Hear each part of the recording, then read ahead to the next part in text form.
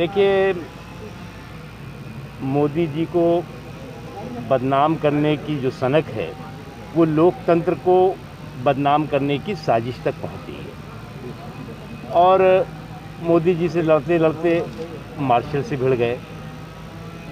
वहाँ पर जिस तरह की तोड़फोड़, जिस तरह की हाथापाई, जिस तरह की हिंसा हुई, वो लोकतांत्रिक मूल्यों को शर्मसार करने वाली है।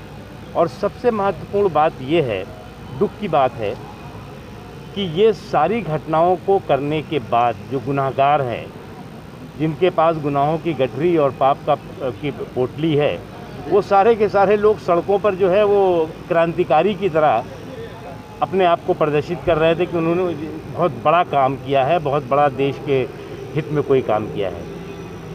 और निश्चित तौर से क्योंकि बिना ज़मीन के ज़मींदारी और विपक्ष की चौधराहट, इसकी होड़ लगी हुई है। और इसलिए हम लोगों ने कहा है कि जिन लोगों ने भी इस तरह की हरकत की है, उनके खिलाफ कड़े से कड़े प्रावधानों के तहत कार्रवाई हो। अगर प्रावधान नहीं है तो प्रावधान बनाने की ज़रूरत हो तो बनाया जाए, ताकि कोई और इस तरह की हरकत करके लोकतंत्र के मंदिर को शर्मिंदा न कर। देखिए, राहुल गांधी जी की प्रॉब्लम क्या है कि सुबह क्या सुनते हैं, शाम को वो भूल जाते हैं। उनको भूलने की बीमारी है थोड़ी। और दिक्कत ये होती है कि जब अपर स्टोरी की प्रॉब्लम होती है तो भूलने की बीमारी हो ही जाती है। लेकिन मुझे अफसोस उन तमाम वरिष्ठ लोगों पर है जो लोग कि संसद में वर्षों से रहे हैं और उनके जो आचरण रहा है वो संसदीय मर्यादाओं के अनुकूल रहा है।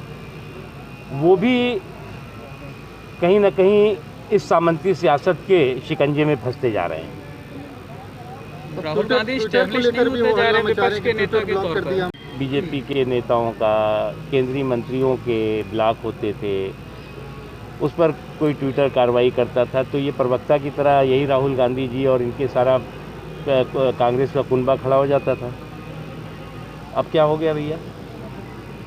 अब ट्विटर के बारे में क्यों हाहाकार हल्ला?